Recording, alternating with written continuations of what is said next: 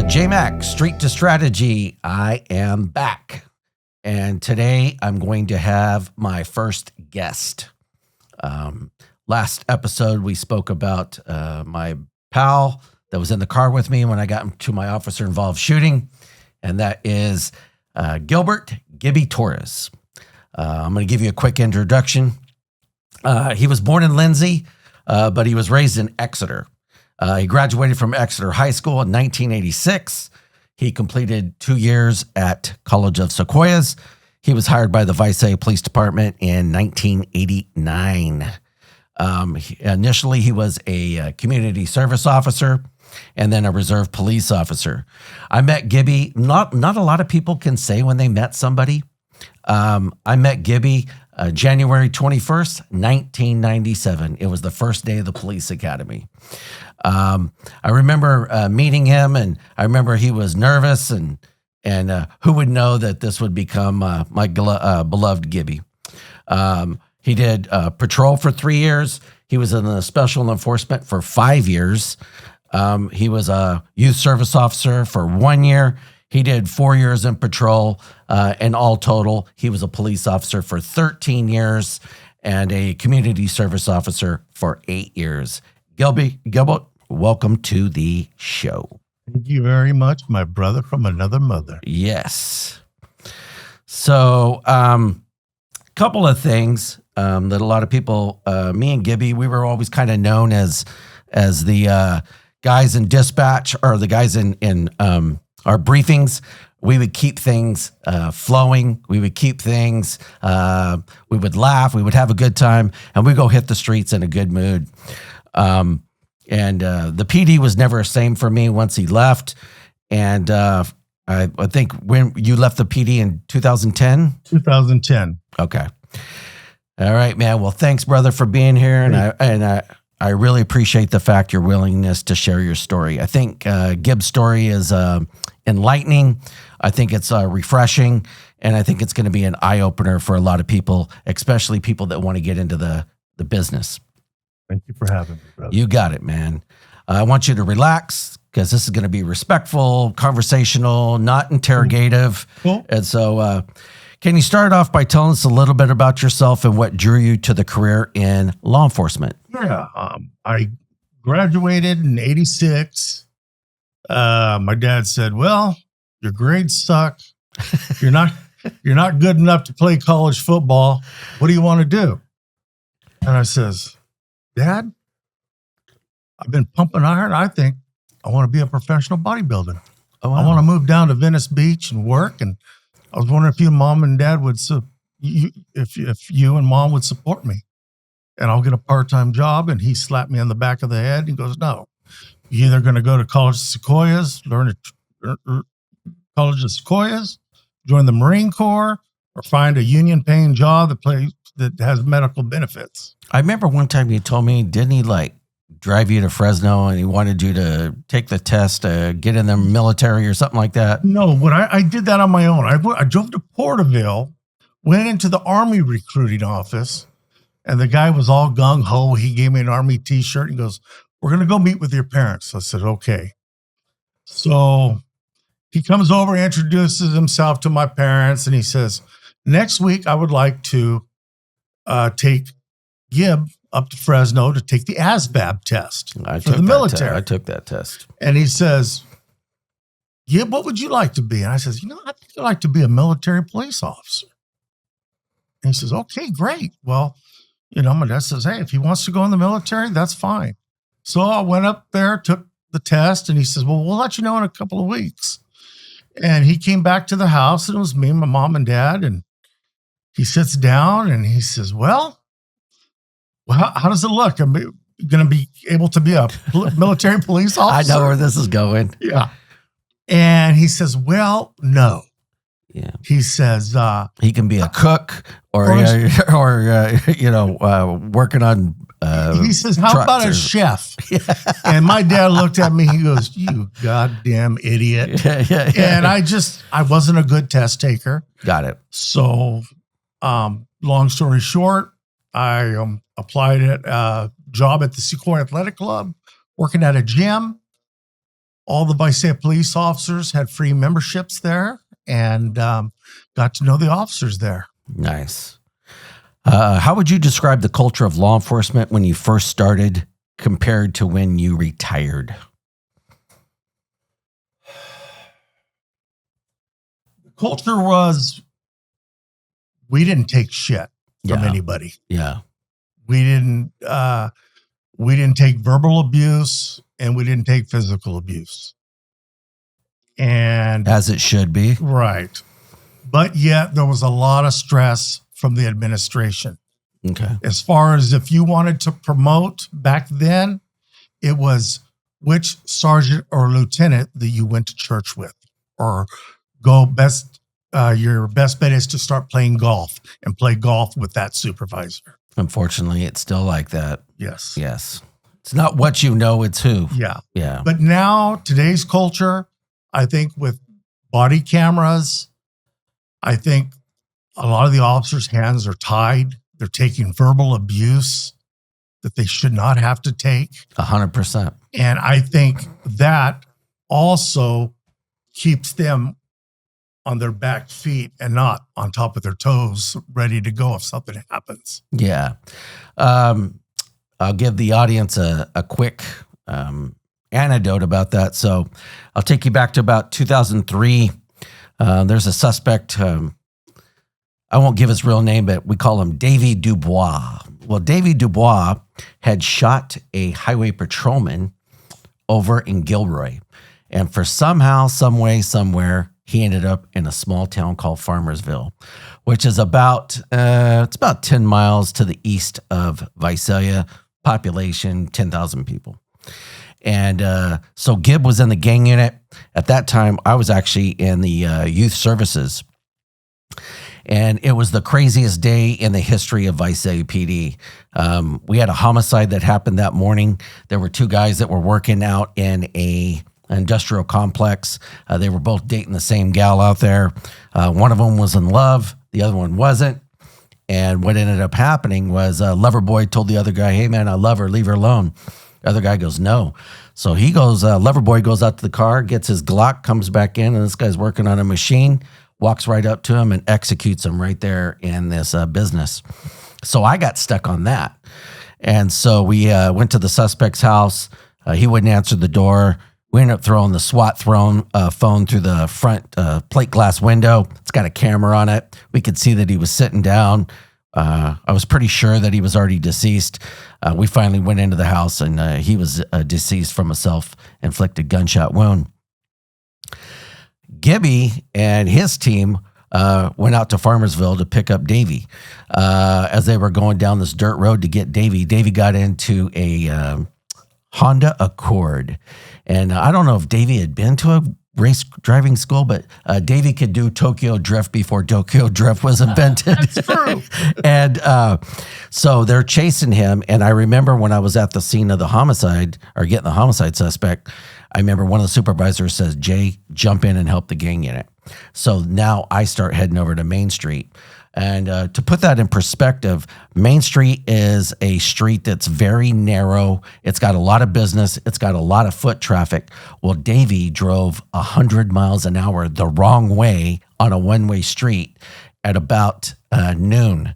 Honestly, I don't know how he didn't kill people. I really don't. I honestly, I remember thinking that he's going to run somebody over.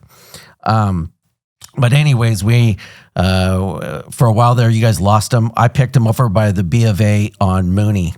And I'll never forget, we got up, this is for the listeners at home that don't know Visalia, Mooney Boulevard is a state route. It's a very busy thoroughfare. In fact, I think it's the busiest street in town. Right. I don't think there's anything busier.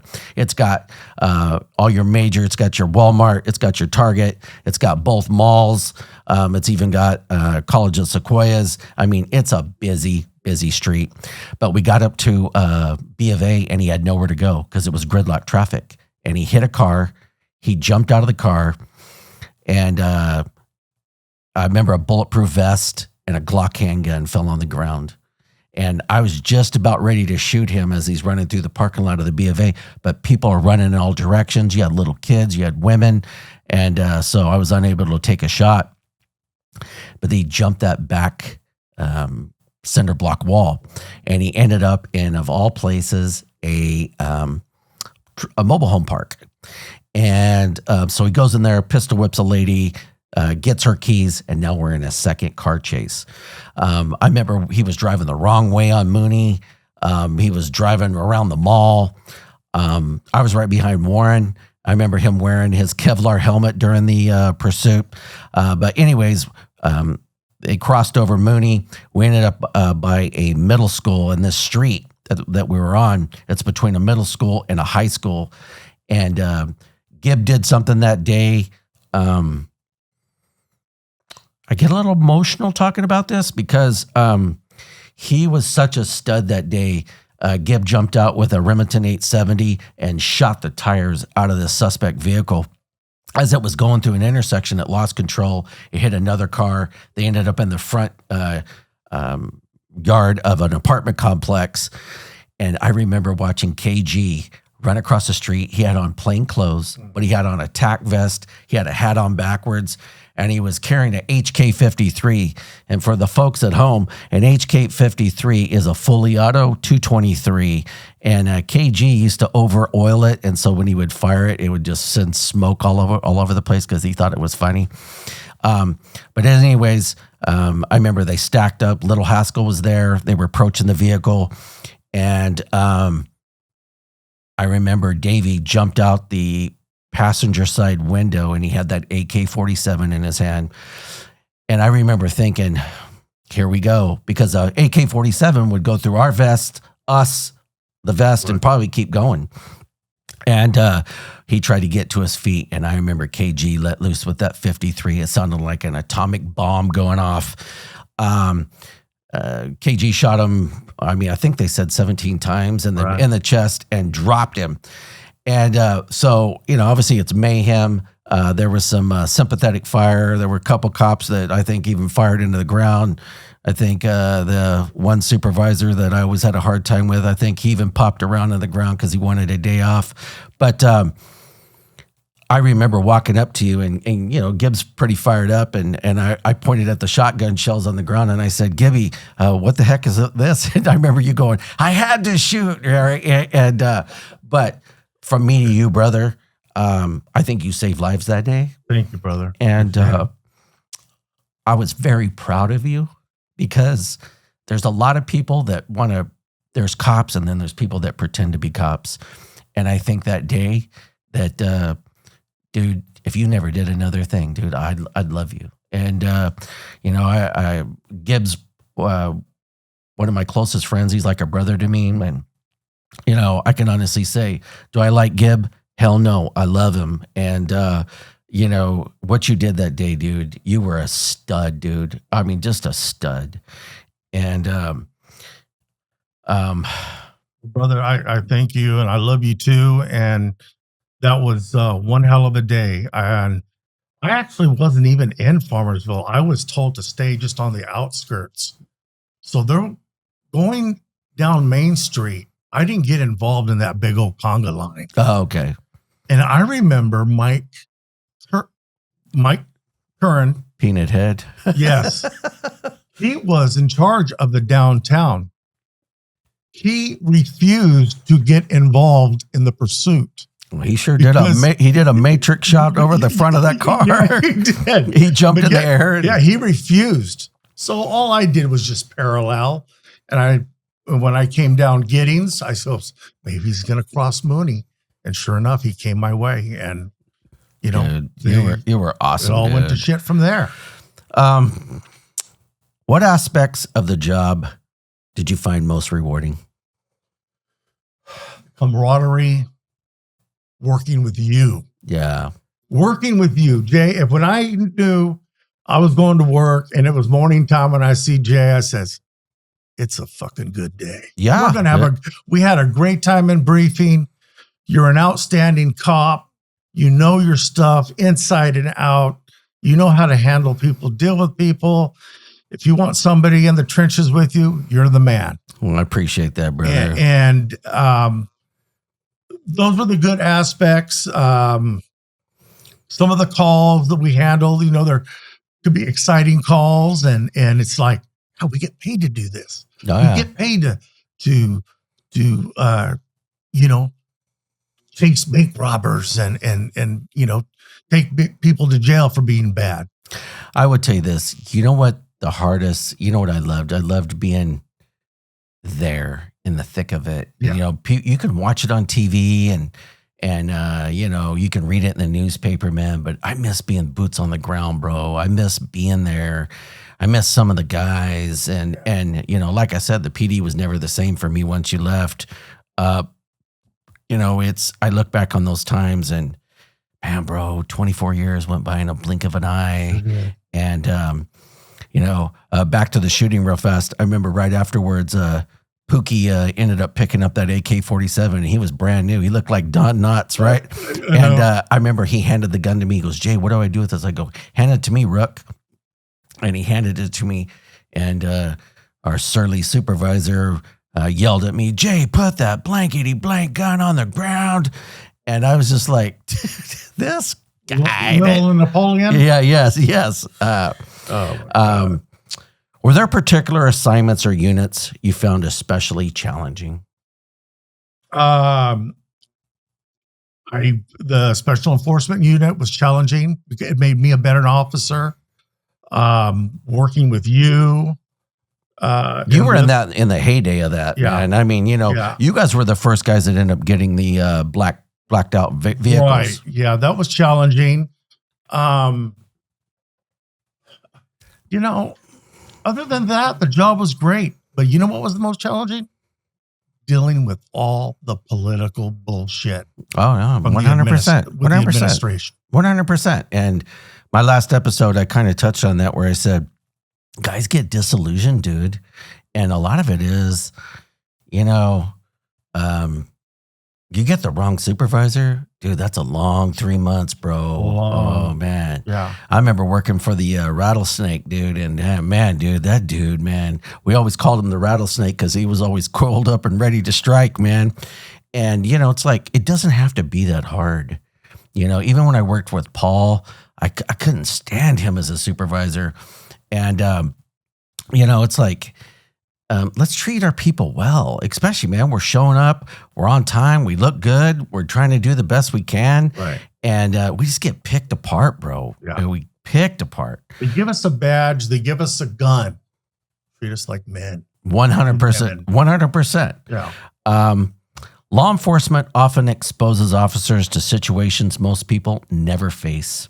How did those experiences begin to affect you over time? You deal with a lot of suicides. I've had 3 people actually take their lives in front of me. Seeing a lot of death. I wasn't a very religious person. I said, there's no higher power. All these bad things happen to people. What's going on? And, in police work, when people call 911, they're not having a good day. Oh, no. We meet people on the worst day of their lives most days. But repeat the question again. I just said, basically, how did all the stuff that you saw, how did it start to affect you over time? And I can tell you this. It started to. I saw it on you. Yeah. I mean, to be honest, Yeah. I saw the stress on you. I remember back then, there were times I thought you had a little bit of a hair trigger temper, right? Yes. And I developed a very bad temper. The easygoing Gib wasn't so easygoing. It affected my family. I remember one time you even said it was kind of affecting your sleep. Couldn't sleep. And then obviously, then you throw in the sauce, and it started drinking. And, it's like, I've seen this job destroy so many people. And I'm glad you came out the other end of it where you didn't get destroyed. You didn't get prosecuted. You didn't get terminated. I like the fact that you went out when you wanted to go out, but it just affects people in so many ways. And, how many people have we seen that they lost their careers? Right. And, you think in your mind, like for me, it's like I look and I see these guys that we loved like brothers, and they lasted 1 year, 3 years. Right. And then next thing you know, they do something stupid and now they're thrown out the door. And, like even my last episode, what I touched on was, man, let's take care of our people, and they don't, They don't. And when I was having issues and my wife says, hey, you've changed. I said, hey, I need to go see the psychologist.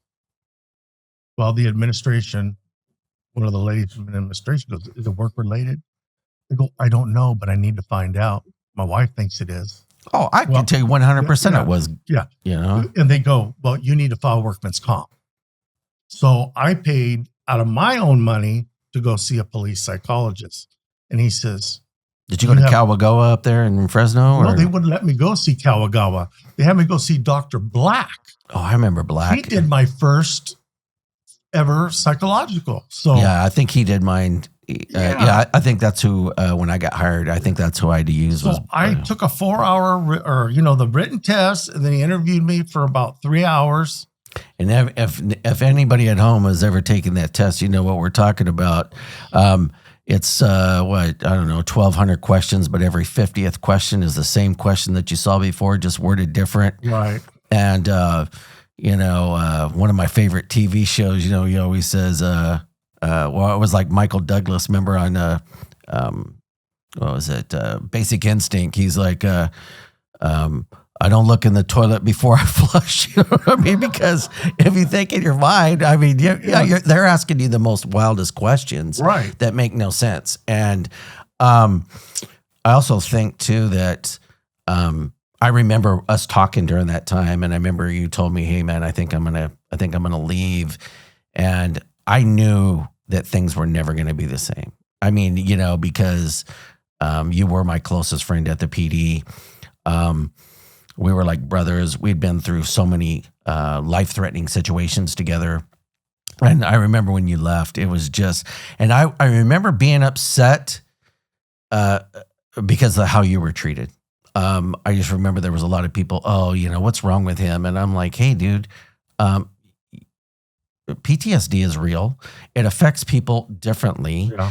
And I applaud the fact that you wanted to go and get something. If they could help you to cope with this stuff, why not? Right. But the minute that you talk about a psychologist or wanting to be seen by a psychologist, there's already this negative connotation. Yes. He can't handle this job anymore or something like this.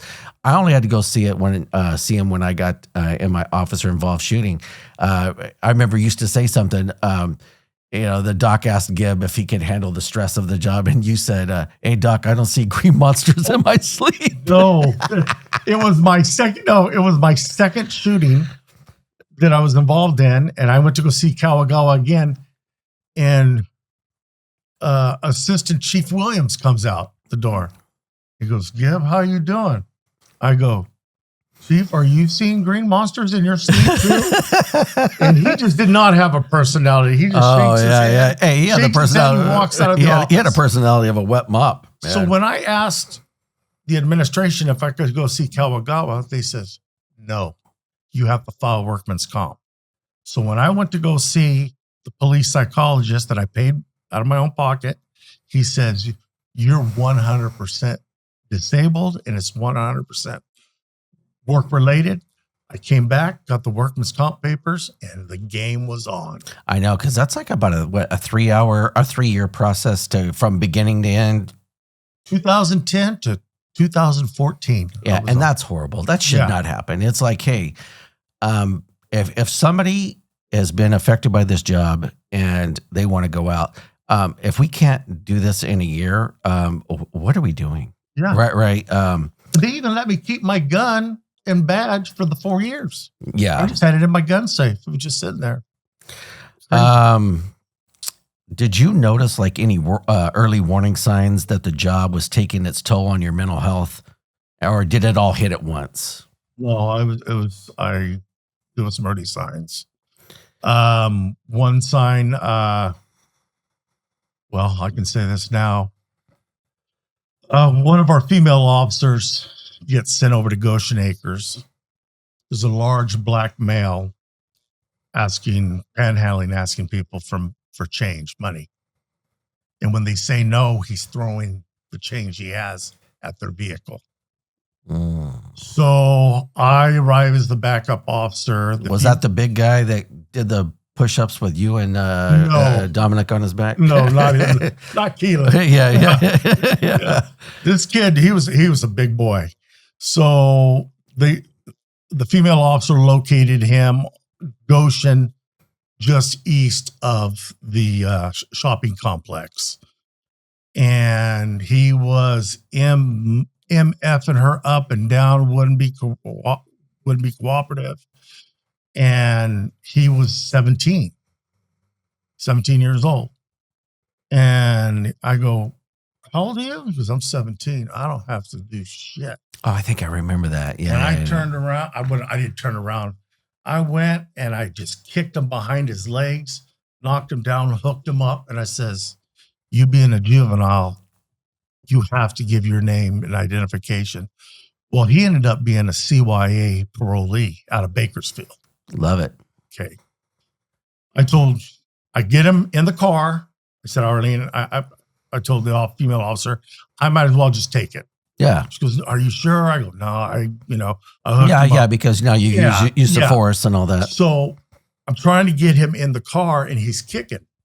So I have my collapsible baton, but I don't extend it. I'm just whacking the shit out of his legs, his knees. And finally he gets in there and I transport him to juvenile hall, but I take Demery up to Riggin, which is called country and dairy out there. Yeah. And then once I make the right on Riggin, I know I go left towards Bob Wiley. Well, I had two pictures of my daughters. Oh, yeah, I can see where this is going. On my speedometer. Yeah. And he goes, those your daughters? I said, yeah. And he said some of the almost god awful things. Yeah. And I'll tell you I never what, did that. Yeah. Are you bothered by leg veins of any size, or is leg swelling or pain bugging you or someone you know? I would recommend that you make an appointment with our friends at Sequoia Vein and Wound to take care of it. With a friendly bilingual staff and their years of experience, they are happy to help resolve those issues. Give them a call to get a consult at 559-713-6478 and tell them that Jay Mac sent you. I remember seeing you during that time, and I was so... I remember I was worried about you, Gib. I mean, you were, I could just tell you weren't the fun-loving guy that you'd always been. I think you were drinking a lot. I think you and the wife were having problems during that time. Right. And, it's people don't really understand the effects of PTSD. I mean, dude, like you said, how many people have we watched commit suicide in front of us? How many shootings, stabbings, rapes, molests, all these other things that we've had to deal with. And they take their toll. For those who may not understand PTSD, how would you describe what it's like to have it? Can't sleep, anxiety. Yeah, anxiety. I used to be able, when I was working the streets, to be in control. If I was the primary officer, I could control the situation. Now I can't. I have no control of myself. Yeah. And when I lost that, I knew, a lot of the calls we would go to, I don't know if you would realize this, but a lot of times, even when you were primary, I would jump and take primary. Yeah. Because I was worried about you. We often say in law enforcement, you ain't a real cop unless you've been through a divorce. I had been through a divorce. I was paying $750 a month in child support, and that hurt, dude, for one child. And I remember, dude, it's like I was living hand to mouth, dude, and you used to buy me breakfast. And, man, I will always love you for that, dude. Or there was times that I remember you would be like, hey, Jay, this is a dead body. I don't want to deal with it. If you'll take primary, I'll give you $100. Dude, you don't realize just those acts of kindness Man, bro, those, Oh. I mean, I know, and it was easy for you, but I could tell you something, man, it meant the world to me because I felt so disillusioned that during that time, I had a big fancy house and now I'm living in an apartment over there on Divorce Row. We call it Divorce Row because there's like 3 or 4 cops living over there.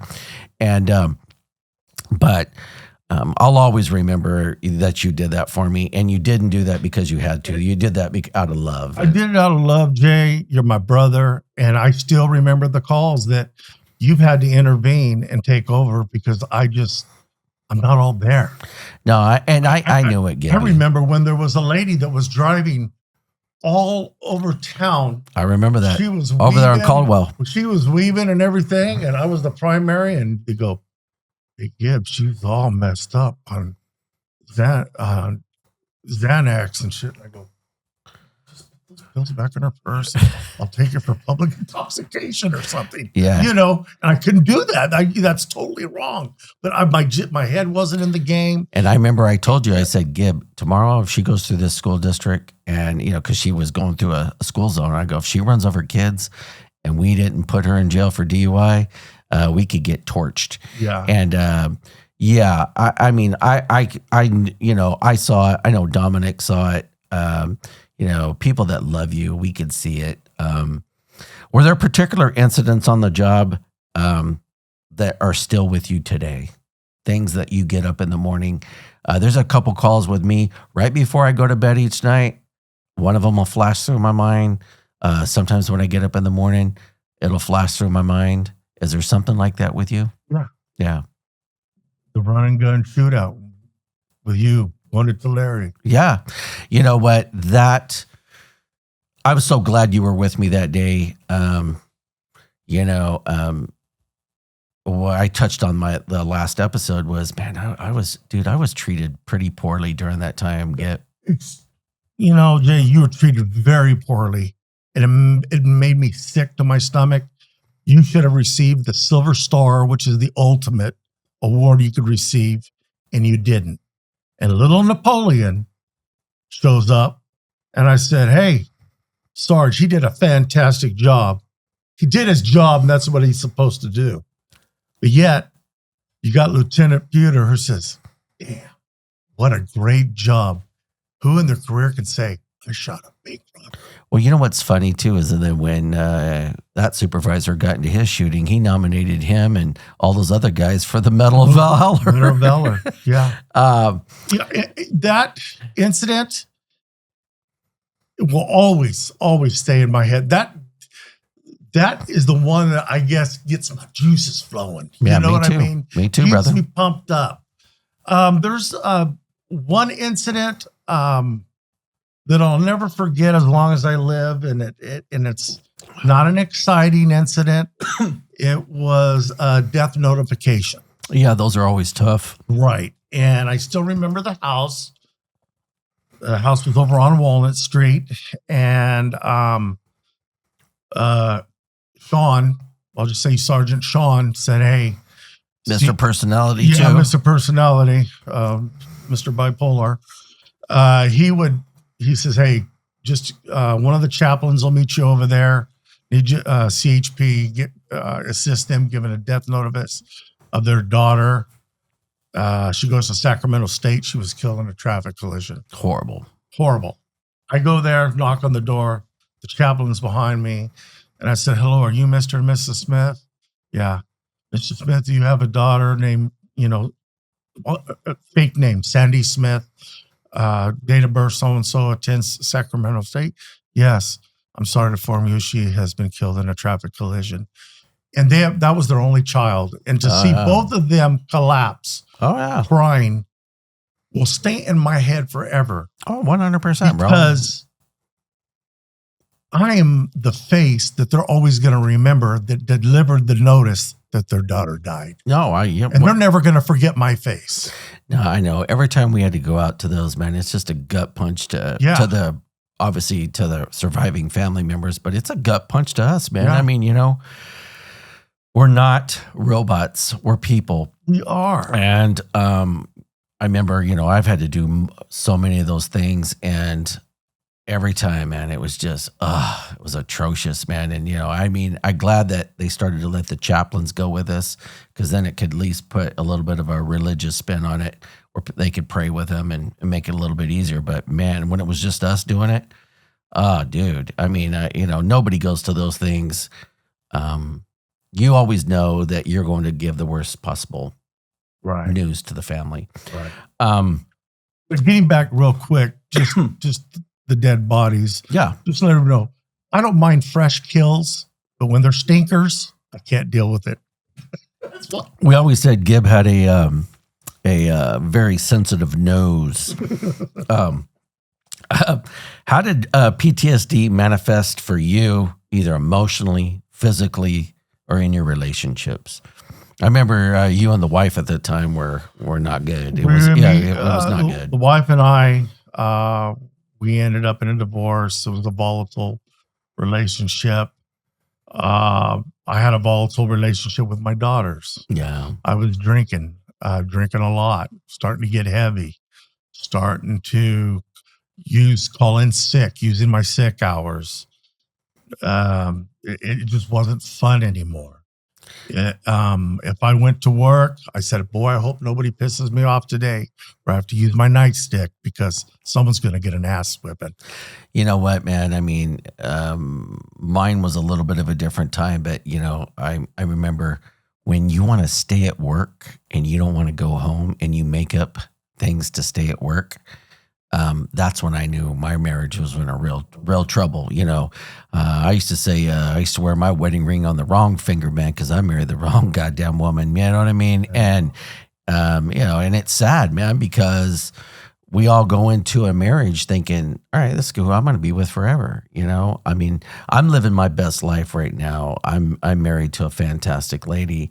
And I think in my mind, I wish I would have been with her way back when, because, she's very supportive, where my first wife wasn't, dude. It was just so volatile, bro. And, and it's like, and I loved your ex-wife. I truly did. And, Jay, and I appreciate that. And she loved you. But Jay, I'll be honest. She was a wonderful wife, a wonderful mother. I messed it up. Yeah, no, I messed it up 100%. I believe that. She was a wonderful wife. And, I was an asshole. Yeah. And I have now recently mended fences with my daughters. Good for you, brother. Just got back from the state of Washington, spent time with them. It's been 1 year since I've not touched any alcohol. Good man. They were very happy. We had good, clean fun, no arguing. And I think they feel like they have their dad back, My ex-wife, I haven't talked to her in a while, but I do have a girlfriend that's on and off, but she's also a wonderful lady, and my daughters love good for you, bro. We all. I will always remember that. Your wife, she was always very nice to me, and much love, Mama G. Anyways, what was the hardest part for you admitting that you were struggling? That's a hard part for us because we never want to show weakness. Right. Just telling my wife I have a problem. Yeah. I have a problem. I have a drinking problem, and I think it's a lot deeper than that. Yeah. And I always, man, to be honest with you, I always thought you just have a nervous way about you. And and I think that police work just manifested it in different ways with me and you. Right. I was blessed with good personality. Plus, man, I come from such humble beginnings, bro.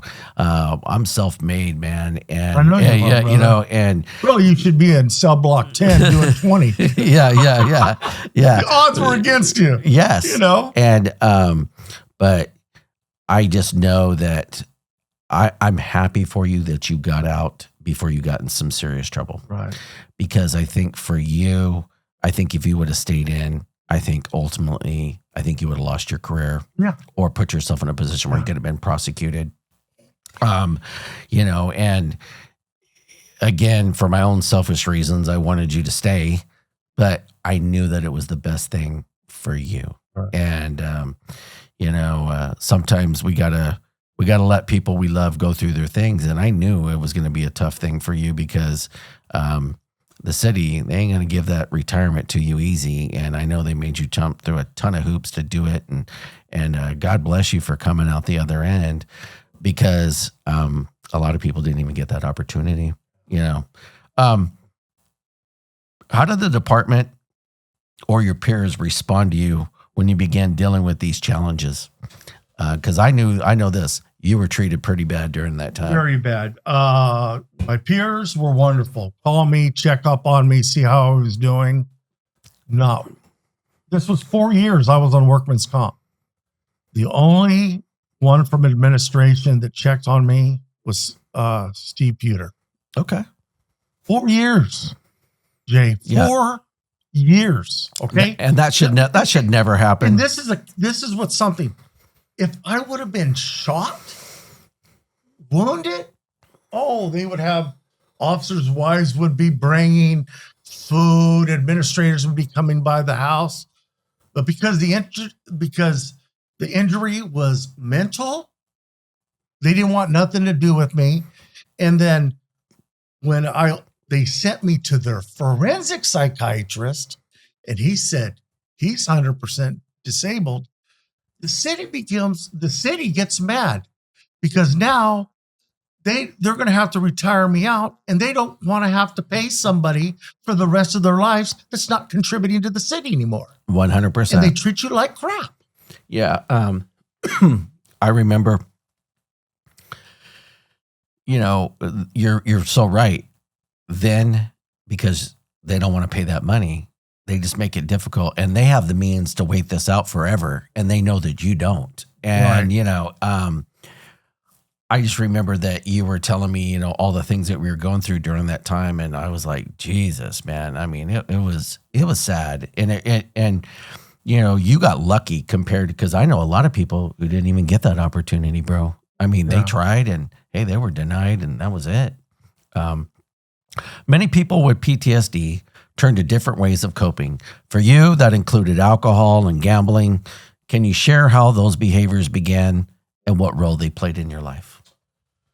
Yeah. When I was off work, I was down and depressed, and my wife would go, "What's wrong?" I go, some of the guys haven't called me that much. I don't talk too much. She goes, "Yeah, the world doesn't revolve around you. Everybody's got their jobs. You need to get through this." So, 1 cocktail, 2 cocktails, 5, 6 cocktails a night, drinking every night. Yeah, I remember you told me one time you were going like through a bottle of vodka a week or a weekend or something like that. I would go through a whole liter in 2 days. Yeah. And started drinking heavily, and upsetting my wife, upsetting my daughters, I tried to run a tight ship around the house, and, me being a man, you have to, daughters, I just didn't talk to, I was rough with them. You know what? I know, even in my personal life, my kids, sometimes she would be like, you don't have to talk to me like I'm a suspect. But what the heck did I know about raising kids, Gib? I'm a warrior, man. And, I've had to tell my kid, unfortunately, kid, you got raised by a warrior. And, I go, I'm trying to toughen you up because the real world's coming. And, and I think too, we become almost, I want to use the word, we almost become too hyper vigilant, and we want everything to be safe. And, yes, we're warriors. We're prepared for what's happened. Our families, they didn't sign up for this stuff, and they're not prepared for it. Right. And, even my kid, she wants to be a cop. I've been trying to talk her out of it. But, it's like I told her, well, if you want to do it, then I'll help you be the best one you can be. At the time, did you recognize all these things as unhealthy? Or did they just feel like survival tools to you? Survive. Yeah. I was just to get through the day, through the night. Yeah. Get up, with a hangover, walk down to Frosty King, cheeseburgers, fries, come back. Get those chocolate donuts. Yeah, sleep, and start hitting the juice about 3 or 4 in the afternoon.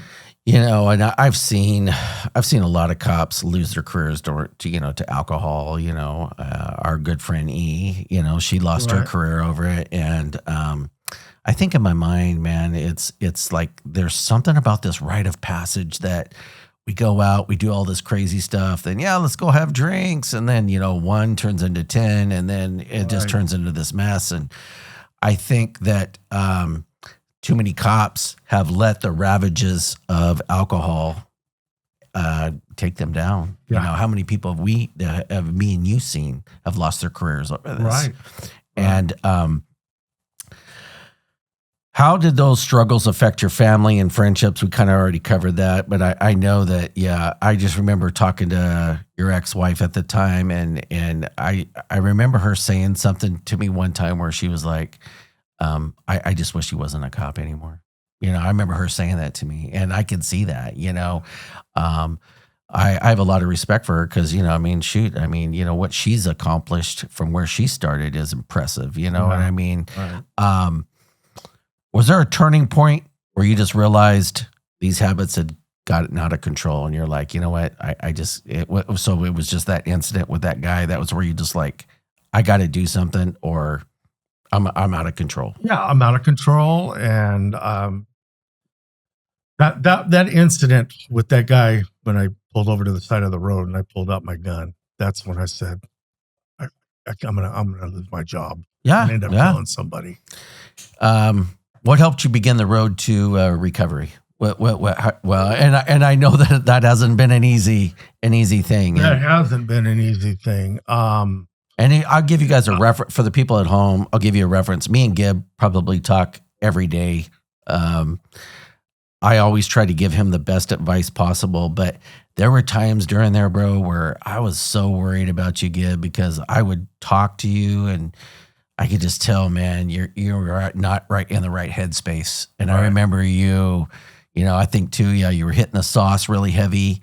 And I'm proud of you, bro. I mean, I'm proud that you came through that tornado, that basically that thresher, and you came out the other end. And, I think you're a better person. I think you look a whole lot better.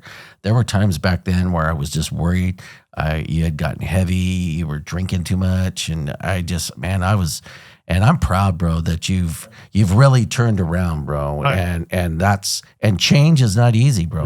Yeah. I had to come into Jesus' moment. If you want me to bring it up, I don't mind bringing it up. Yeah. October 9th, last year, I was at the local bar called The Stag. That's world famous where we live. Yeah. And I was just shit-faced. Yeah. I ran into some of my daughter's friends that have already grown up, and they said, "Hey, Mr. Torres, you and Mrs. Torres were the coolest soccer parents and everything. And how are you doing with your daughter? Have you talked to her?" And I go, "We haven't talked in a while." And I went home, and I said, "Man, I just want to go to sleep." So I popped a few Xanax and a couple of Percocets. I didn't want to kill myself, just want to go to sleep. Yeah. But I called my girlfriend and she says, "Hey, you sound horrible." I said, "Oh, I took some Xanax, this and that." She sent over a buddy of mine, Chris, Tantaw, Heart of Gold. Tantaw, we love you. We love you, brother. And he checked on me and I was crying and I didn't want to hurt myself. And he goes, "Well, let's go have coffee." I go, "I don't want to have coffee tomorrow. I just want to sleep." Well, after he left, I shut my phone off. Yeah. My girlfriend at that time couldn't get a hold of me. Well, she called the local law enforcement agents. So then she calls Chris. Chris meets the police officers at the front door. And they said, "Hey, he's retired I say APD, right? Yeah. He goes, come to the side.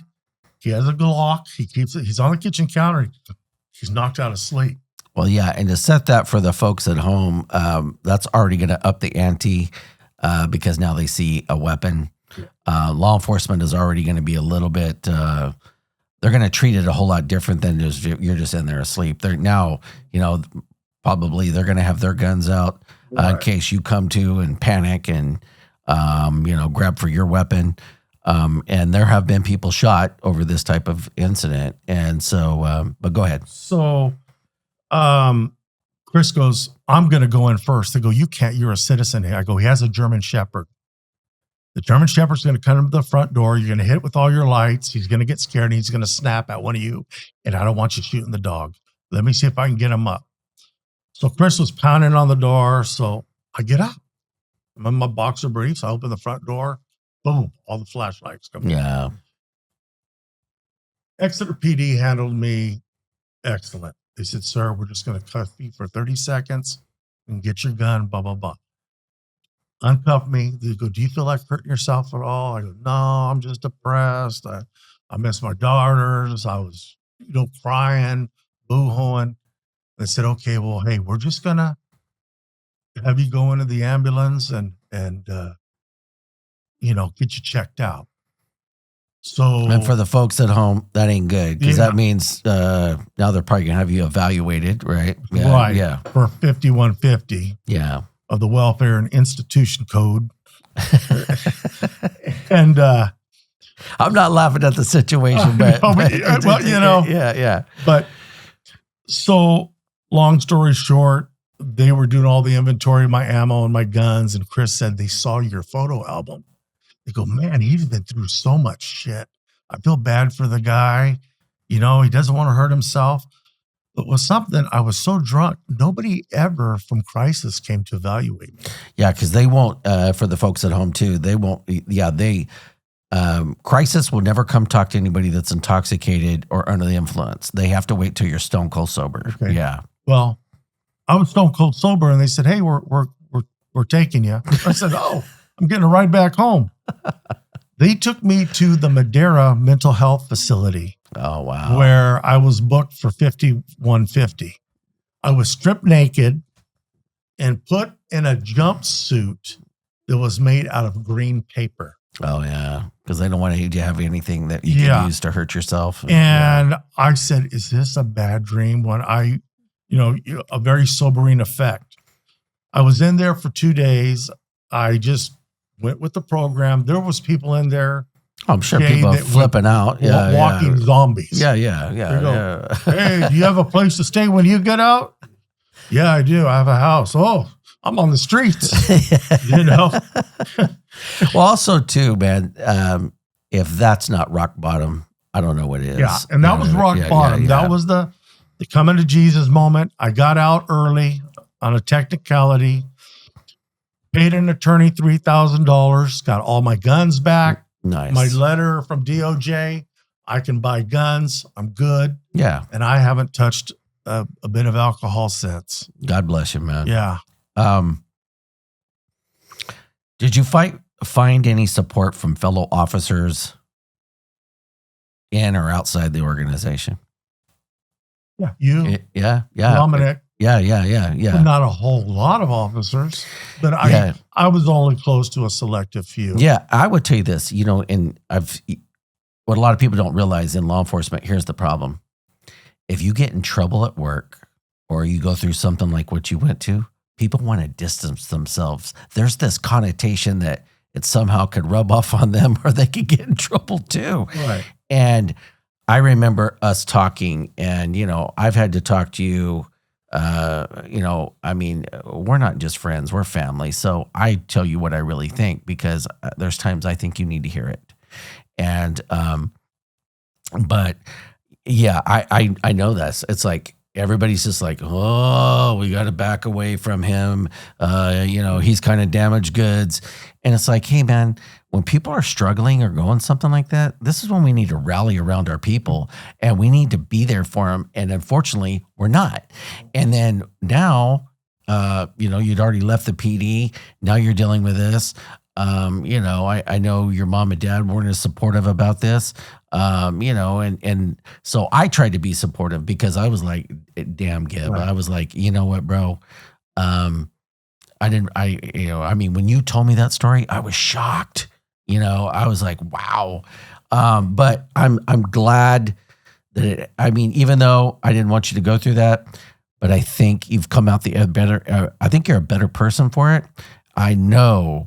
I enjoy talking to you a lot more now because you seem more calm. You seem more relaxed. Yeah.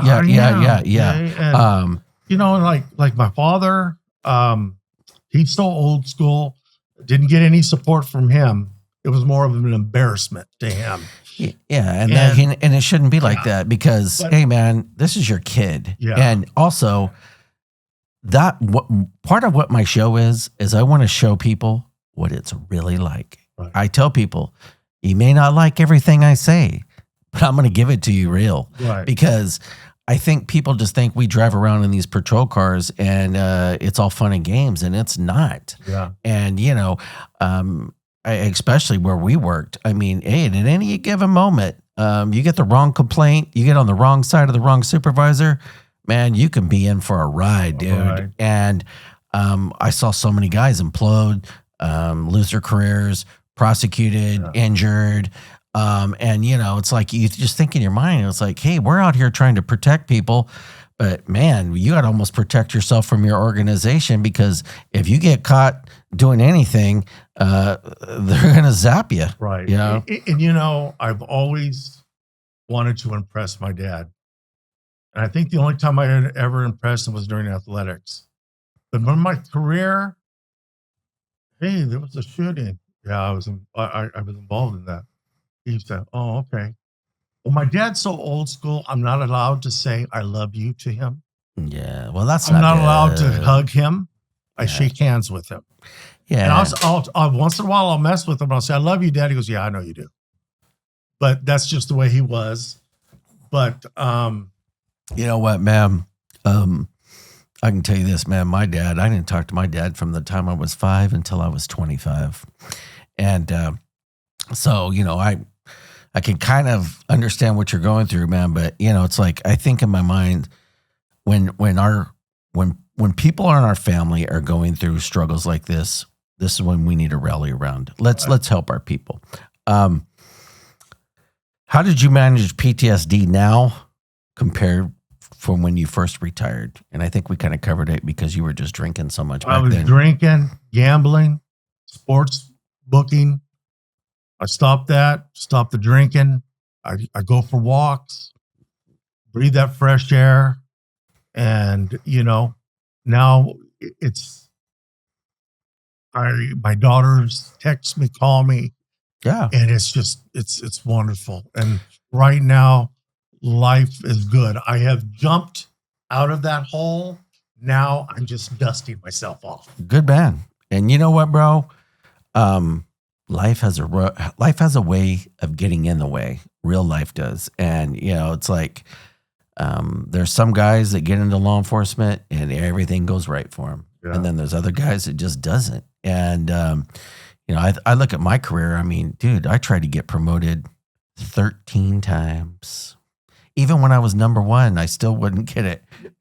Let me tell you. I just want to bring this up and then I'm going to get to you. Yeah. I started out in 89 as a CSO and a reserve police officer, and then I became a level 1. I would go out and work by myself as the level 1 reserve police officer. They would not hire me full time. At that time, they wanted females. Yeah. One of the female dispatchers, she was a supervisor, no experience, nothing. Hey, you want to go to the academy? Yeah, boom. She goes to the academy, she can't pass field training. Secretaries, ladies that were working in records. Hey, you want to go to the academy? Boom, going to the academy. It was so frustrating. Plus, you were there during the time when the 4 females sued the city for sexual harassment and all that. So you were there during all that. Yeah, I was because I came in at the tail end of that. Yeah. So I was never part of that. Yeah. But and I can tell you, there was a lot of some of that shit that was good that they did wrong. You And know I what? actually had to testify in court. I would tell you this. I mean, we all witnessed it. I mean, we had some couple of sleazebag supervisors that was, flirting with gals. I remember one was rubbing on somebody's shoulders and dispatch and records one time, and I remember going, "Hey, bro, don't make us a witness to this stuff." You know what I mean? Because sexual harassment, especially after that incident, it was real. And then think about all the sexual harassment training we had to go through. Oh, I mean, once a year. Yeah. We had to go listen to Gordon Graham. And for the people at home that don't know, Gordon Graham is probably one of the premier risk management people in the state of California. And I would go even one better, probably in the country. Yeah. He was a captain with the Highway Patrol. He's an attorney. He would come to the city and teach sexual harassment, and I could teach that class in 30 seconds, but it's pretty hard because, it's like, hey, don't date people at work. Don't tell dirty jokes. Don't use profanity. Don't touch nobody, and you'll be okay. Yeah. But we remember, man, we're dealing with people, and people are going to make mistakes. But you got to work there. I think you got to work there during the heyday. I think by the time I came along, I was there in the heyday, and it was very different. Sometimes I think back in the heyday they were so strict. Maybe that's what we needed, because our department now. I look at officers they have beards, goatees. They look sloppy. Yeah, I just saw one man. He's got all of his tattoos showing. I mean, back in the day, that never would have happened. Never would have happened. But you got to weigh it out. But getting back to you, Jay, you smoked every interview. And they wouldn't hire you. No. And it was always the outside panels. Yeah. For all the people out there, there would be, like, say, police department would have a test, oral board interviews for sergeant, lieutenant, agent. Well, they would have other captains and lieutenants from outside agencies be on the board. Yes. Well, guess who would always score number one? Jay. Guess what? The PD. They didn't like that.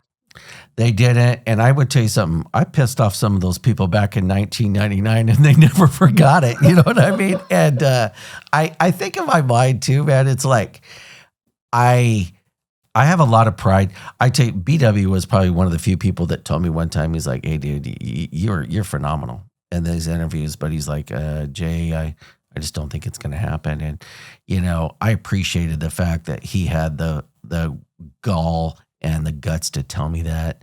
I mean, I've always loved him anyways, but I just think that once he said that to me, I just finally had to tell myself one day, it's not going to happen. And I never applied again. But it was tough, man, because I'm watching people getting hired 5 years, 10 years. Think about it, dude, there's a captain at Vice APD. My call sign is 89. He's 189. And he got hired 100 people behind me, and he's a captain. Yeah. And, let's be honest. I mean, he ain't walking on water, bro. Right. And, I just think in my mind, I'm like, dude, how does that happen? But what do you wish more people understood about the toll of law enforcement work? We're human. We're human beings. Yeah. And we have to make quick decisions that can affect our life or other people's lives in minutes. Yeah. I remember when you were partners with Dom, and I think if Dominic wanted, I think Dominic could have been a captain there. I mean, Dominic was one of the first guys I ever worked with that had a master's degree.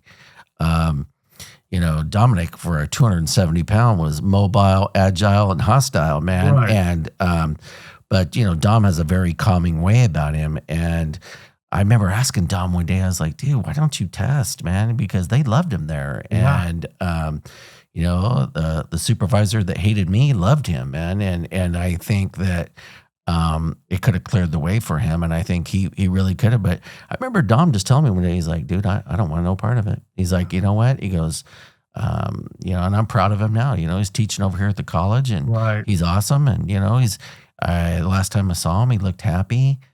We showed up to Joel's retirement, and it was good to see him. And I look at him, and I just think Dom's one of those guys that had a great career, and it always just seemed it came easy to him. Where he's suavecito, man. Well, yeah. He just he has that way about him. That aura, the way he talks, and he's great with people, and the administration loved him.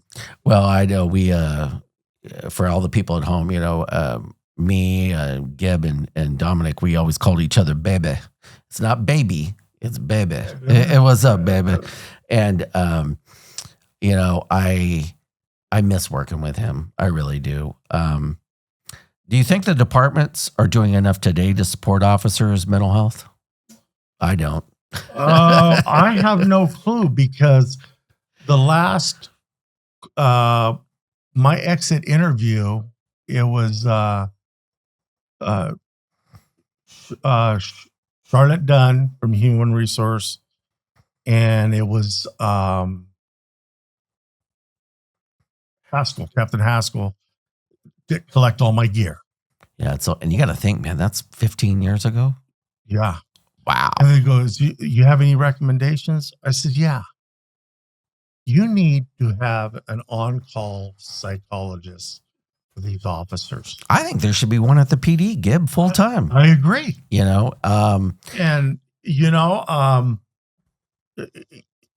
need, and I said, because I'm going to tell you something. And I told Charlotte Dunn, you got 20 more people just like me you don't even know about yet. Oh, dude, you ain't kidding. That I know that are going through shit. Hey, dude, yeah. My last episode, we were talking about Daniel, and I loved him, man. And he was a stud. Yeah. And, man, but he went through some rough stuff, bro. And the job is what did that. I ran into him at Target, and, he's so much happier now, and he's kind of back to his happy-go-lucky self. And, the stress, we always say this about cops, we're all just one call away from getting fired. And, one call away from getting fired, prosecuted, or getting killed. Well, this, 1 second too early, 1 second too late. Yeah. That's all it takes. Yeah.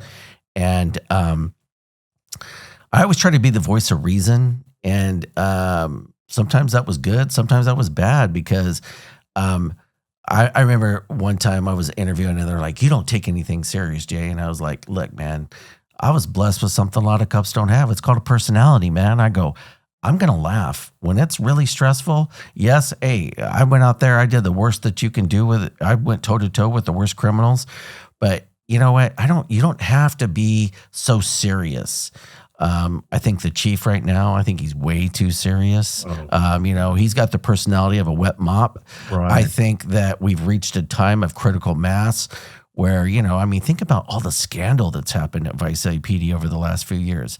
Yeah. You had a captain that had to leave, or he was going to be prosecuted. You have one that just was prosecuted. How much scandal has to come out? Oh, we have a captain right now that's faced jury trial for embezzlement. Yeah.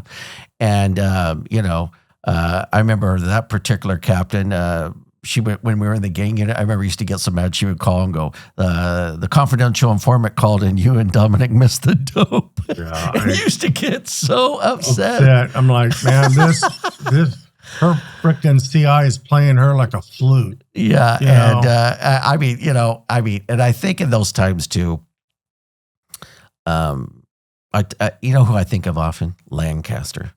Lancaster was a probation officer here in town, and he used to roll around with us. And this man was 20 years older than us at the time.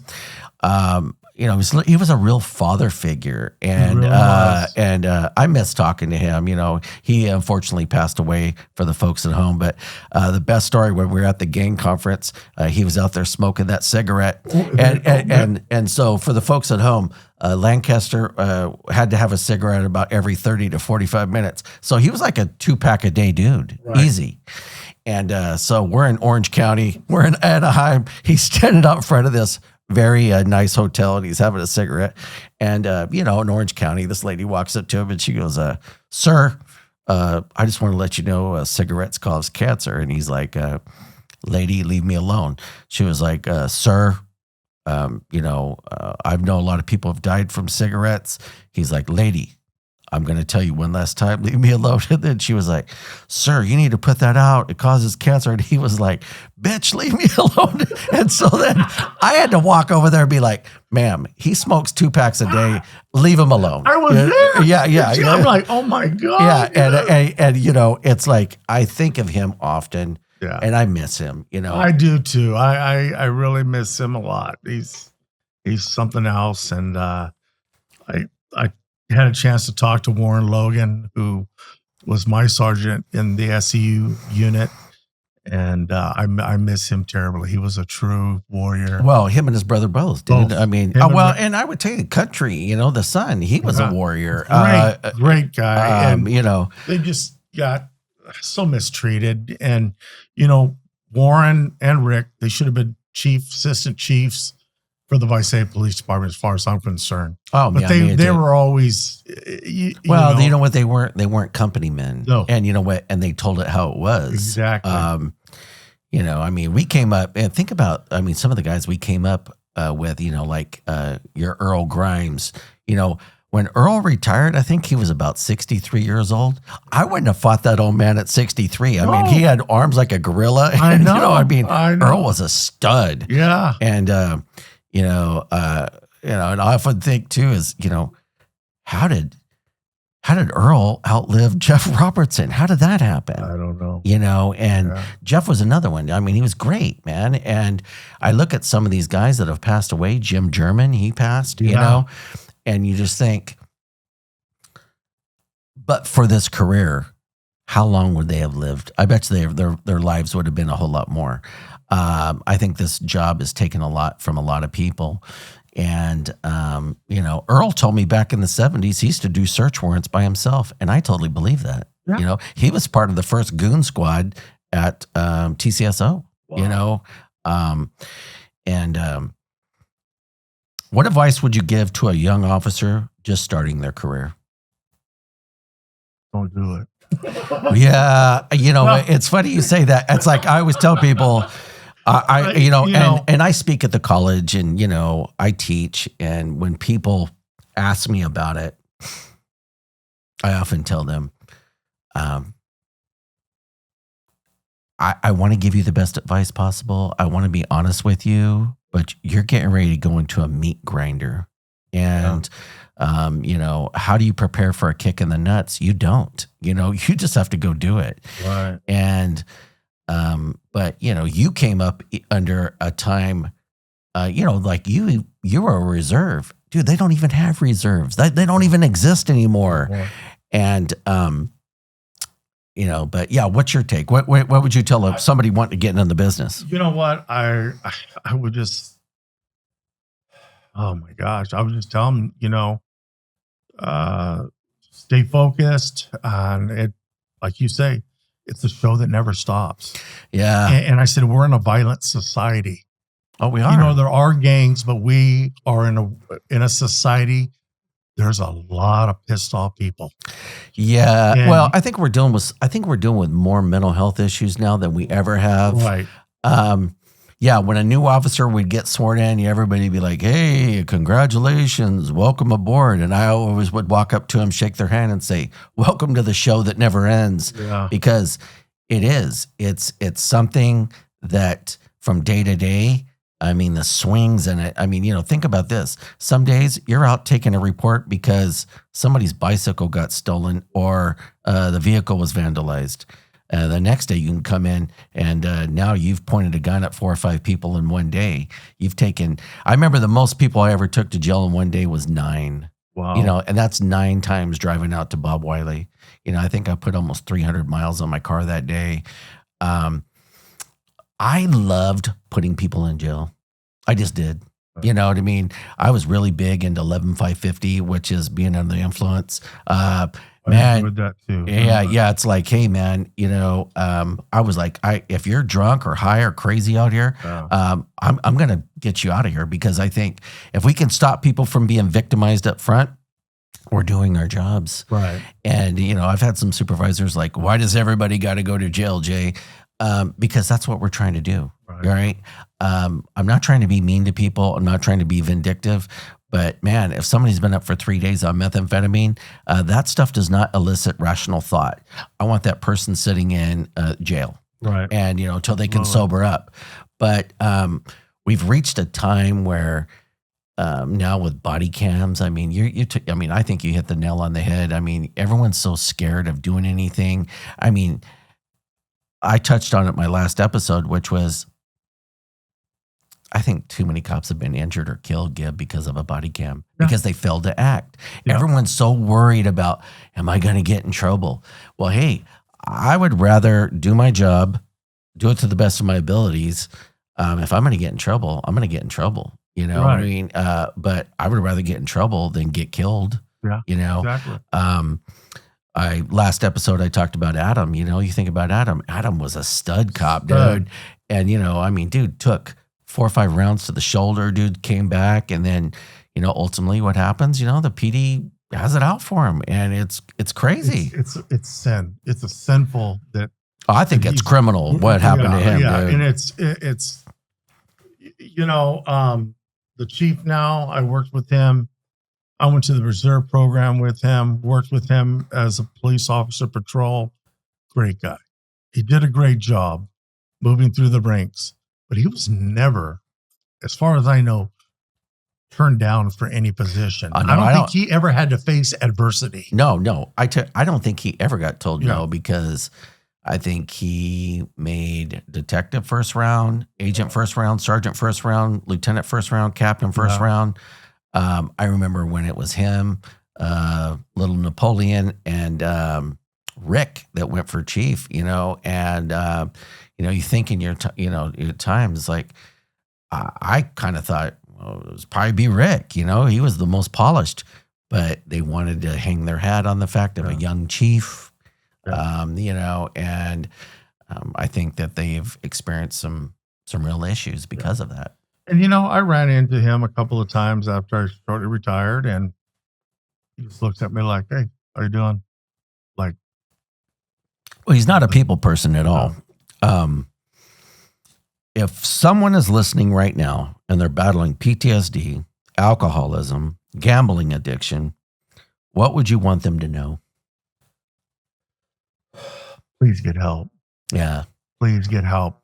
There are places down in Southern California that specialize in they help law enforcement. I actually reached out to Kimberly Smith, who used to be one of the top DAs here in Tulare County. She was one of the main DAs, and she left and became one of the main DAs for Santa Barbara County. Okay.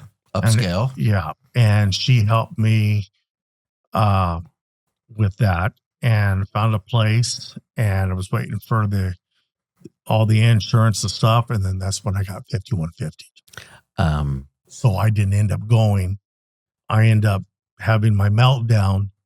So that was my coming to Jesus moment. I would tell you this: our girl went to a place called the Beacon House, and it's really nice, and she speaks highly of it. And Gib. I got lucky that I didn't have to go through these types of things, but man, it's like I had some rough years there, man. And you're a comeback kid, man. Well, thanks, brother. I mean, with you, Jay, you're officer of the year.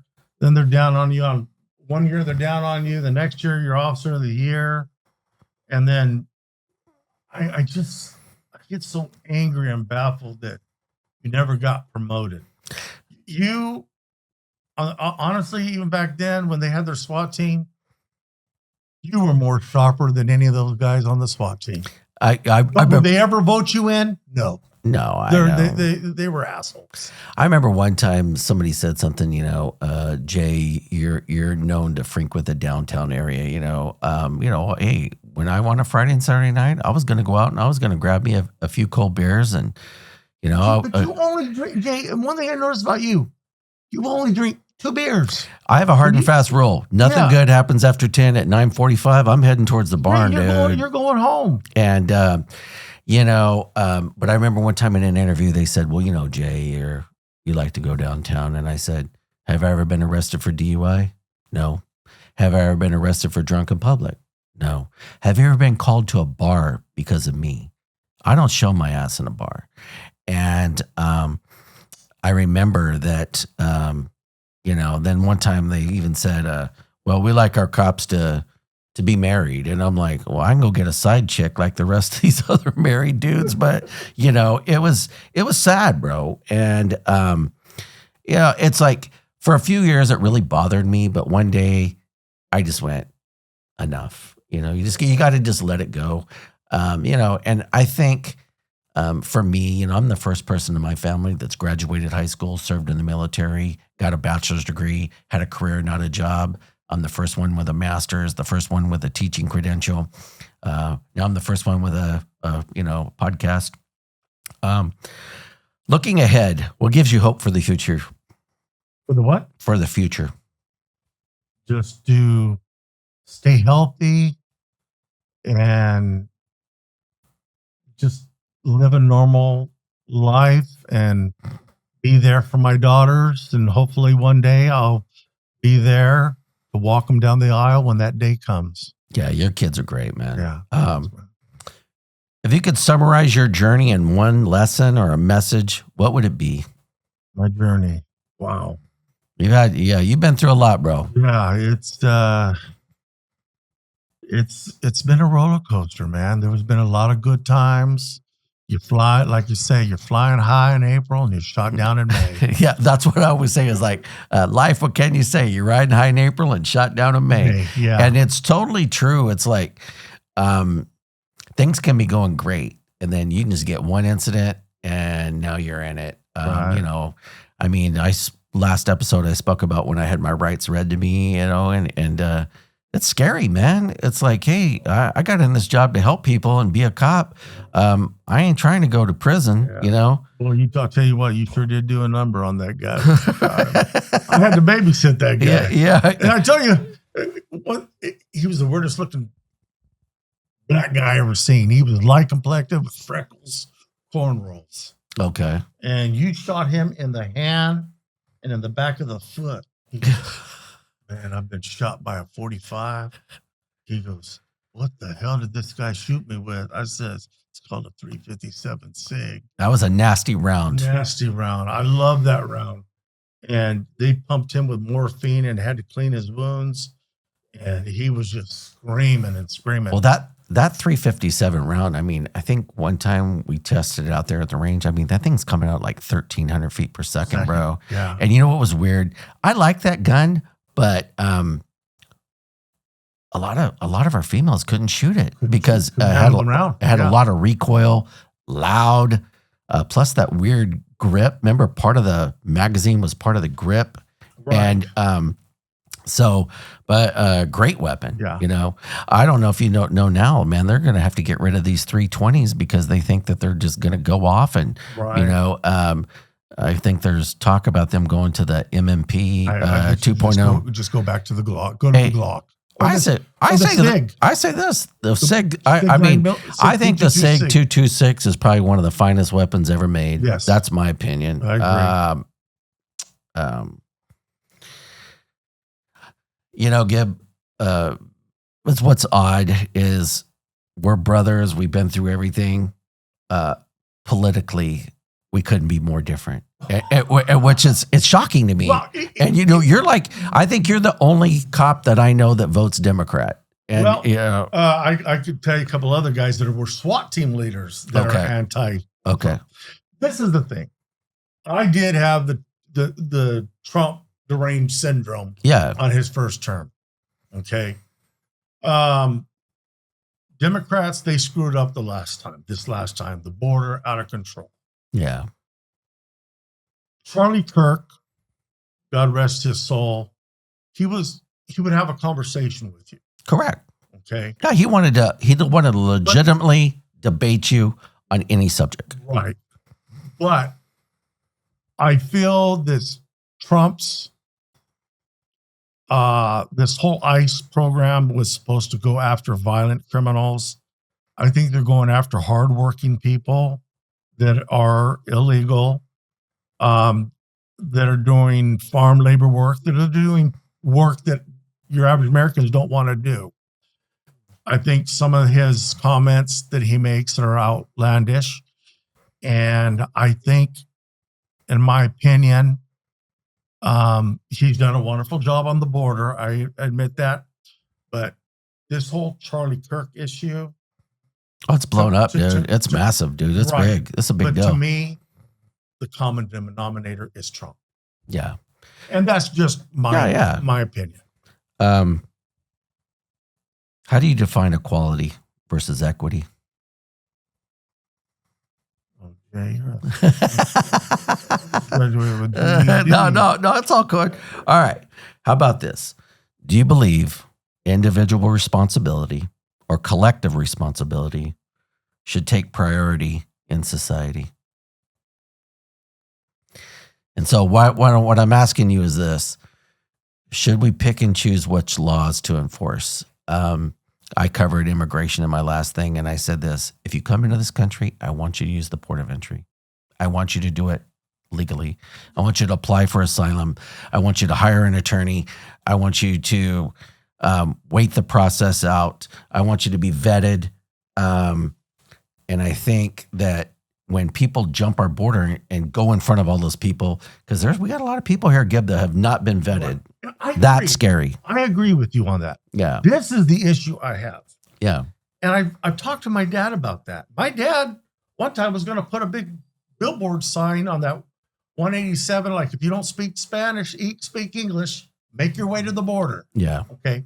But the farmers over the years made so much money off the illegals picking their fruit. I agree. They came in mass drones. And you know what? And now look what happened. They want their benefits. They're flooding the hospitals, having babies. Oh. And now we want to cut it off. It's a mess. But I agree with you. Yes. Okay. Shut the border off. Start from scratch. And you know what? Don't give them benefits. But then I hear people say on the other hand, hey, they go to Walmart, they buy their milk, they buy groceries, and well, I tell you this, man, my wife now is Hispanic. She is bilingual. My daughter is half Hispanic. It's not a race thing for me. I just, in my mind, I just want people to do it the legal way, Gib. Right. And I think that we've reached a weird time. I even touched on this my last episode, which I said was, and this is hard, but people get dialed up on all the rhetoric. But I always say this, man, you can't worry about the delivery, bro. He's doing sweeping changes, man. I mean, this president, you don't feel this way, but I do, and a lot of people. Man, I'm impressed, man. I mean, dude, he's done some phenomenal stuff. No, he's doing a good job. I just don't like the way he delivers sometimes. Yeah. That's all. Well, you got to remember, dude, he's been probably one of the most persecuted presidents in the history of the presidency, and I think now it's it's his turn, and so is there going to be some political retribution? Damn right. Right. And how big do you think government should be in regulating the economy? I think we don't need too much government. Yeah, I think we need less. Yeah. I like to remember when Reagan used to say that when we were growing up? Yeah. Right. What's the 8 scariest words there are? I'm from the government and I'm here to help. You know what I mean? And it's like, I do. It's like, I think, I like the fact that, I love that Doge. Dude, they came in, they're cutting the fat off things. They're exposing waste, fraud, and abuse. That's awesome. I'm tired of California. I'm tired of seeing these electric lawnmowers now. Oh, I'm tired of. I have an electric mom. I got a battery operated lawnmower, and one gave out, and I had to go buy another one. And I was like, man, when I had a gas mower, that thing lasted 15 years. I know. You know what I mean? It's I like, know. but I don't know, man. Newsom, he's got to go, bro. He will. He'll be gone here soon. Do you believe higher taxes on the wealthy actually improve society overall? And if so, how? I don't know if it does, Jay. I really don't. Yeah. I just don't know. I'm not that in the know on that. Yeah, I just think this. We pay more taxes here than anybody, us in New York, right? And I mean, what we pay for gas here, dude, it's criminal. It's atrocious. And you know, guys like us, yes, we can pay it, right? But man, dude, what do poor people do, brother? I mean, right? I mean, people that are truly, you know, somebody that's trying to live off $12,000 a year, what are those people going to do, bro? Yeah. I mean, you know, when it comes down to it, shelter and food are going to have to take precedence over gas. Yeah. And if somebody making $12,000 a year, you're going to make them go buy a $60,000 or $70,000 Tesla, right? And I just think, man, our country was founded upon the concept of free enterprise. And I think that we've gotten in this thing now where, I mean, it truly is, man. I mean, you know, I think I just saw something where they said Elon Musk he's getting ready to be worth $500 billion, dude. That's $500 billion. I mean, and we got people in this country starving, bro. What really pisses me off is when I see vets on the street. You know, I'm a veteran, and so I see vets. Should illegals take precedence over a veteran? I don't think so. No, I agree. Yeah, and you know, it's reached this weird time, and you know, but it's that old adage: the rich get richer, the poor get poorer, and then we get stuck. Guys like us, we get stuck in the middle. Right. How do you balance the personal freedom with government intervention in areas like healthcare or business? What do you think about? I mean, should we be giving healthcare to illegals?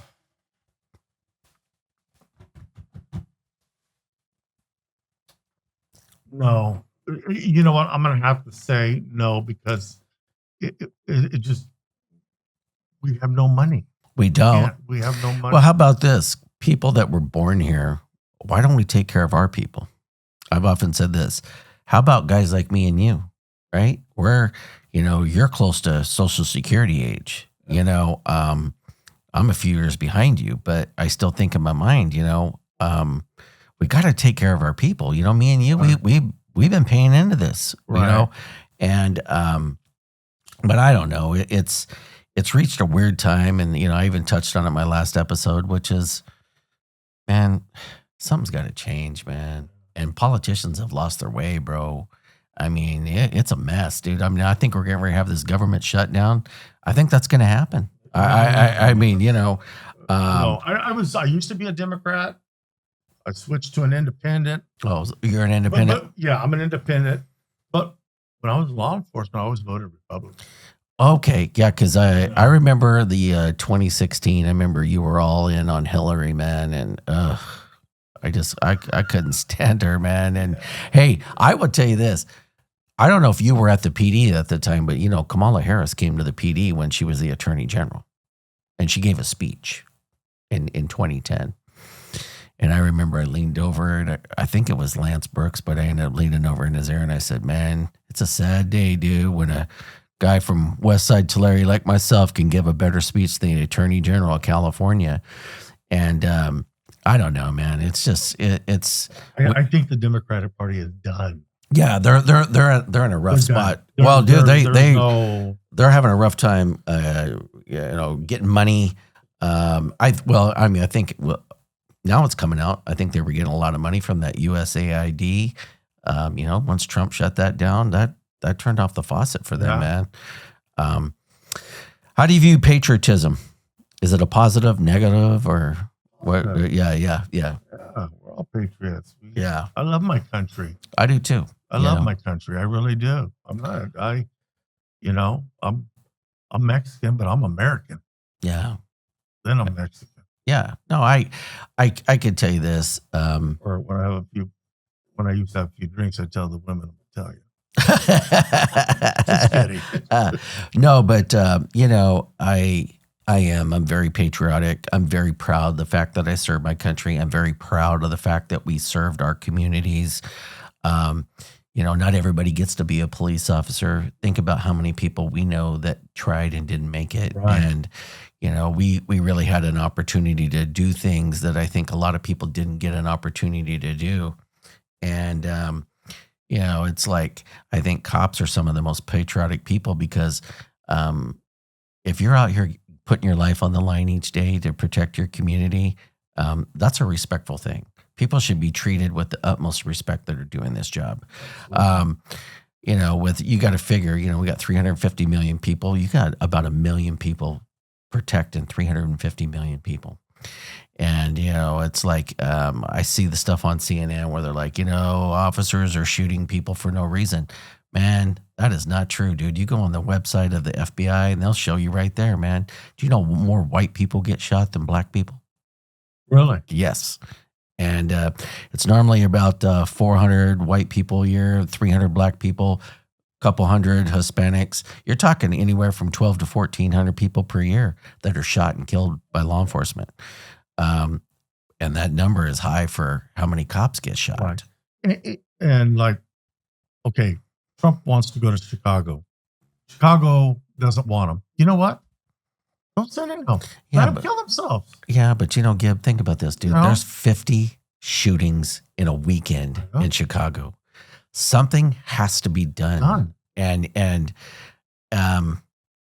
that right there is, that mayor there, I think he's a mess. There's got to be something done. There is no mayor from Chicago that has done a good job in the last 10 years. I think even more back to that. Yeah. But it's like, you just think in your mind, if 50 people, and you think about this, which cities have the strictest gun laws? Los Angeles, Chicago, New York. Well, I think those 3 cities, if we took those 3 cities and took them out of the equation, gun violence would go right down the toilet. Right. And, it's like, I'm all for background checks and I'm all trying to make sure people, but man, the Second Amendment was created for a reason.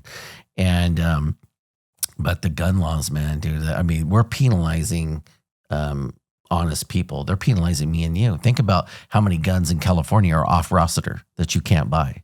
Right. And hey, man, I haven't committed any crimes. Why can't I buy those guns? You know what I mean? Right. I'm not out here trying to rob a liquor store with a gun.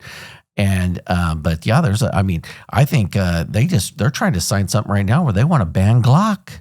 Yeah, because of the little. Yeah. The safety trigger. Yeah. And I'm like, what? You're talking one of the most popular handguns in the United States. Yeah. In fact, the world, It's insane.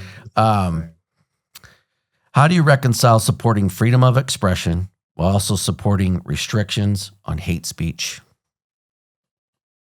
I know I'm throwing some big stuff at you. Yeah. You're asking me how. So, I was how do you reconcile supporting freedom of expression, right, or freedom of speech, while supporting restrictions on hate speech? So people have the right to say what they want. First Amendment, right? Correct. Right? Freedom of speech, right? Whether you like it or not. And that's, it's Even funny. Even if it's hate speech, it's freedom of speech. Yes. And you know what? I know, I see on TikTok or, Instagram, somebody's like, that's hate speech. You can't say that. And I'm like, that's what the First Amendment is. That's when somebody is spewing something that makes your blood boil and you don't agree with it. But nonetheless, it's freedom of speech. Yeah, exactly. And,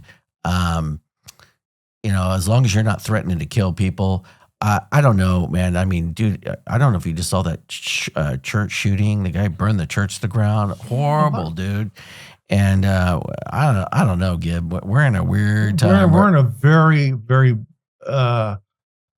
weird place in our country right now. What do you think is the most effective way to address poverty through government programs or through community, charity-driven efforts? What do you think?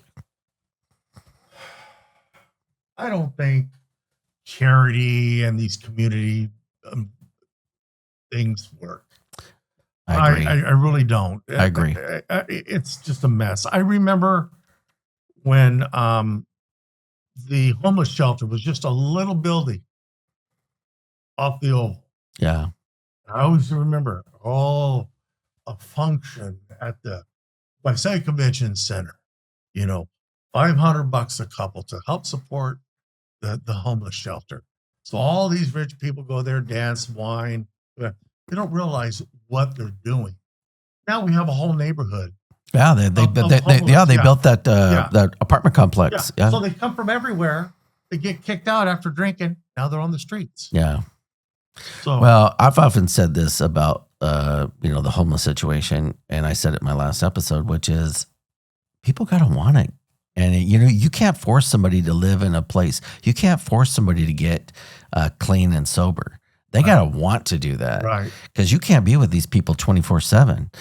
And I was recently talking to somebody, and we were talking about the security over there, man. And dude, I mean, the VPD's there all the time at that apartment complex, because guess what?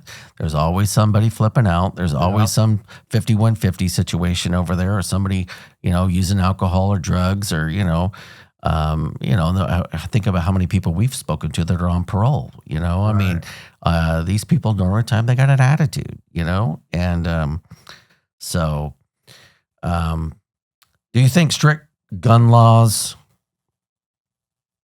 actually reduce crime? And if so, what evidence supports that? No. I know they don't. Absolutely not. Yeah, they don't. They don't. I mean, Chicago has more shootings than everybody, and they got some of the strictest gun laws there is. Not at all. LA,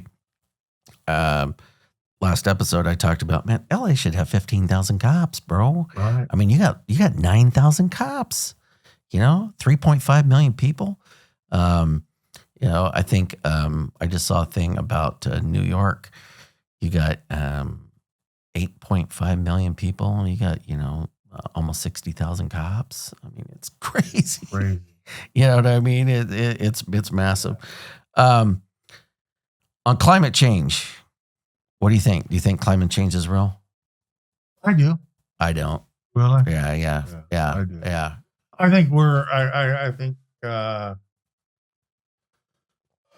don't think it's us. I think it's like China, they have no restrictions on anything, the pollution. I think, we're seeing the weirdest weather we've ever experienced. You know what? I mean, think about this. When we were growing up, what did we always hear? In 20 years, the world's going to freeze, right? I heard that so many times. It'll be the ice age, right? And then some years, this is going to be the hottest one in history. And then I just saw Trump. He said something, and I totally agree with him. Now they don't want to go too hard into freezing or too far into heat, so they go right in the middle. Climate change. I just saw a thing that showed the Statue of Liberty, a picture of the Statue of Liberty when it was brought over. Okay. The water level is the same when it was brought over to today. Nothing's gone up. Nothing's gone down. They haven't done anything. And you got to figure New York's right there on the border. If climate change was as real as what we've been told, Florida would already be underwater. Yeah. You know what I mean? I've been to New Orleans. I don't know. Have you ever been there? No. Okay. That city is below sea level. Right. And so that thing would be underwater. They got those levees and whatnot. But I don't know, man. It just seems, I just think we're not being told everything. And, I would rather, I mean, I know they don't want to create panic, but give it to people real. I mean, I would like to just hear what's really happening, Let me get to my next question. What issues do you think both the left and the right actually agree on and but approach differently? Not much. You know what? I can't think of one thing. Yeah. I've got a neighbor across the street. He's a little far left. I'm far right. And, I love him and I love to talk to him, but man, we don't agree on anything, GT. And that's, I don't know, man.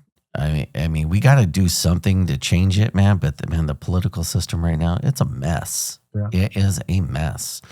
And I think, there's been rhetoric on both sides. And man, I mean, we got to be able to come together somehow. Right. This country's got to do something. We're all Americans first and foremost. That's true. Are there areas where you believe conservatives make valid points, even if you disagree with them? Yeah. Okay. What do you think, Aaron? What areas? Spending. Okay. I think we spend too much. Yeah. The Democrats do want to. It's always, we want to do this. We want to spend money on this. We want to open this. We want to do this. Yeah. Spending. Well, I think you agreed with what he's doing with immigration. Yes, of course. Immigration. Yeah. I agree that with immigration. The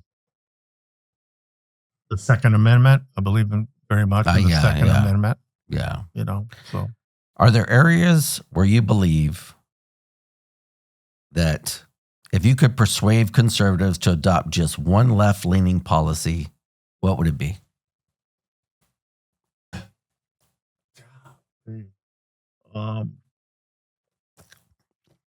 Maybe amnesty. I don't know. That's what, the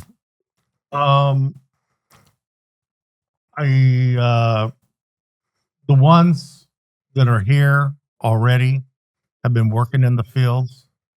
They should be considered American citizens. Okay. So that would be amnesty. Yes. Okay.